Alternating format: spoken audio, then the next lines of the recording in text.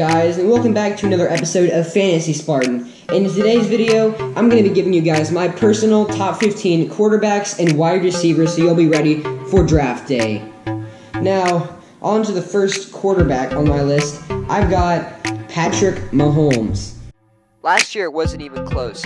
Patrick Mahomes finished as the number one quarterback in fantasy football. This year, he'll do the same thing, coming in at my number one. Although his top receiver, Tyreek Hill, might not be able to play for the first couple of games, and Travis Kelce currently has an ankle injury, I think he'll be fine. Second off on the quarterbacks list, we've got Deshaun Watson. Last year, as the season went along, he progressed. He's also got star receiver DeAndre Hopkins to help him, and I think Deshaun Watson will have a very successful season and end up second overall. Third off, we've got Andrew Luck. Behind his young offense and his number 2 O-line in the NFL, Andrew Luck can do some serious damage. Andrew Luck had 4,593 passing yards, 5th in the NFL, and 39 touchdowns, which was second overall. At quarterback number 4, I've got Aaron Rodgers. Well, just because I guess he's Aaron Rodgers. At number 5, I've got Baker Mayfield. The runner-up for Rookie of the Year last year, scored 27 touchdowns in his first season, most by any rookie ever. He's got Odell Beckham Jr. traded in from the Giants, and he's got Jarvis Landry, both all-star receivers. Baker Mayfield is going to do some serious damage this year. At quarterback number 6, I've got Atlanta's Matt Ryan. Matt Ryan finished second place in fantasy points last year. He's a great quarterback with Julio Jones and Calvin Ridley. He's got one of the strongest wide receiver groups in the NFL. Matt Ryan is on for another successful season. With the third most yards on the season, tied for third most touchdowns, and tied for the 5th fewest interceptions, Matt Ryan has some of the best stats last season. At quarterback number 7, I've got Drew Brees. Drew Brees is a very good quarterback. He's been around for a long time. He's got Michael Thomas and receiving back Alvin Kamara to help him out. Drew Brees is in for another successful season, coming in at my number 7. As my quarterback number 8 this year, I've got Jared Goff. With the elite talent of Cooper Kupp, Brandon Cooks, and Robert Woods, and the coaching of Sean McVay, Jared Goff should be in for another highly productive year. Coming in as my number 9, I've got Dak Prescott. Dak Prescott finished 9th place last year. This year, he's going to finally have a substantial receiver to start the entire season. Amari Cooper came in and completely turned things around for the Cowboys. He'll have him now for the full year, and he's got veteran Jason Witten coming back to help him out. Dak Prescott should be able to finish top 10 this year. My quarterback number 10 goes against everything ESPN has to say, but I've got Kirk Cousins. Over his career, Kirk Cousins has been known as a top 10 quarterback for the Redskins. Last year, he got traded to the Minnesota Vikings, and he did not have the year people had expected for him to have. But this year, they've got an improved O-line. They focused on that in the draft. He's got one of the top 5 receiving units in the NFL. With a year of experience under his belt, I think Kirk Cousins is going to be able to turn things around and get back on pace for his normal season. At my quarterback, number 11, I've got Cam Newton. Coming back from his shoulder injury last year, I'm not sure if Cam Newton's going to have the same production that he's always had, considering it was his throwing arm. And not only that, he had to change his throwing motion, so we'll see what happens with him. I don't know, it might even help him a little bit. We'll see. Cam Newton's a boom or bust for this year. At quarterback number 12, I've got Ben Roethlisberger. Last season, Rothlesburger finished 3rd place in fantasy.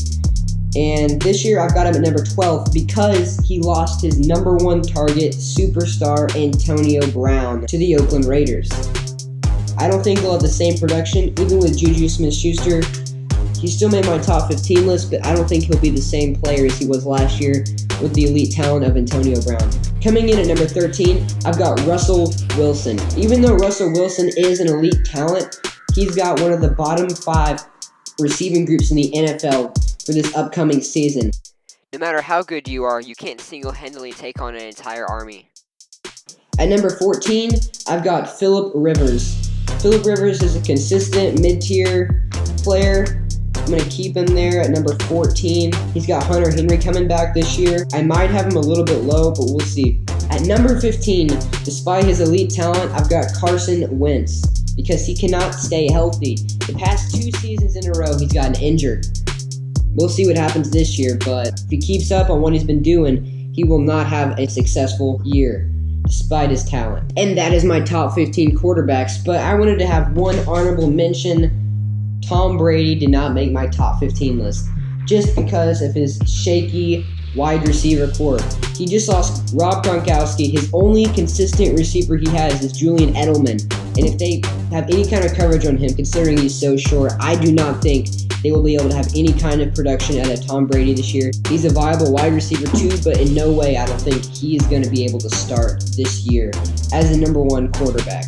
Another quarterback that didn't make my list was Jimmy Garoppolo, just because we don't know enough about him to know how good he's going to be. Jimmy Garoppolo was a great quarterback his first season with the 49ers, going undefeated the last 4 or 5 games of the season. We'll see what he does this year. Hopefully he can stay healthy for an entire season so we can see how well he will play. Another player I kept off my list that ESPN has a lot higher than me is Kyler Murray. Kyler Murray is the Heisman Trophy winner of last year. He got drafted by the Arizona Cardinals. I do not think he's going to have any kind of production because of his wide receiver group yet again. Aging Larry Fitzgerald is basically the only receiver they have. Not to mention the terrible O-line they have. No matter how good he is, Patrick Mahomes had Tyreek Hill and Travis Kelce. Anyway, on to the top 15 wide receivers for this upcoming season. At number 1, I've got DeAndre Hopkins. There's no disputing it. DeAndre Hopkins is one of the top receivers in the NFL. And now with Deshaun Watson performing better than ever, he should have a breakout season and become, in my opinion, the number 1 wide receiver. At number 2, I've got wide receiver Odell Beckham Jr. Odell Beckham Jr. over the last season got traded to the Cleveland Browns. Odell Beckham Jr. should have a breakout season this year behind quarterback Baker Mayfield. At wide receiver number 3, I've got Michael Thomas. Michael Thomas is an elite talent for the New Orleans Saints. Drew Brees and Michael Thomas's connection is unlike any other. They should have another great season together this fall, and yeah, let's see what happens. At wide receiver number 4, I've got Atlanta's Julio Jones, finishing in 3rd place last year for most fantasy points. Julio Jones is on track for another great season with quarterback Matt Ryan at the helm. Julio Jones is a big target and one of Matt Ryan's favorite to hit. They should begin for another great season together. At wide receiver number 5, I've got Davante Adams. Davante Adams is an elite talent for the Green Bay Packers. He's also Aaron Rodgers' number 1 wide receiver. Last year, he had a great year with Aaron Rodgers, despite all the coaching mishaps. This year, hopefully they'll finally have a good head coach, and Aaron Rodgers and Davante Adams will be able to connect as they always do and have another great season together. Davante Adams, wide receiver number 5. At wide receiver number 6, I've got Amari Cooper. Amari Cooper was a great talent for the Dallas Cowboys last year, a great addition to help the Cowboys with the end of the season. His first game last year with the Dallas Cowboys, Amari Cooper scored 40-plus points. With quarterback Dak Prescott, Amari Cooper should be on track for another great year with Dallas. At wide receiver number 7, I've got Adam Thelin. I know what you're thinking, Kirk Cousins, Adam Thielen, they don't work together, but they've been together for 2 years now. Kirk Cousins has been known as a leader. They'll figure things out. He's a great wide receiver. They're going to be just fine, and Adam Thielen is going to be wide receiver number 7. At number 8, I've got the Pittsburgh Steelers' very own JuJu Smith-Shuster. JuJu Smith-Shuster was a great receiver last year, making the All-Star game. Not only that, but wide receiver 1, Antonio Brown, is now gone, leaving JuJu Smith-Shuster for the starting role. JuJu Smith-Schuster should be able to get a lot of catches per game, and yeah, he's on for another breakthrough season.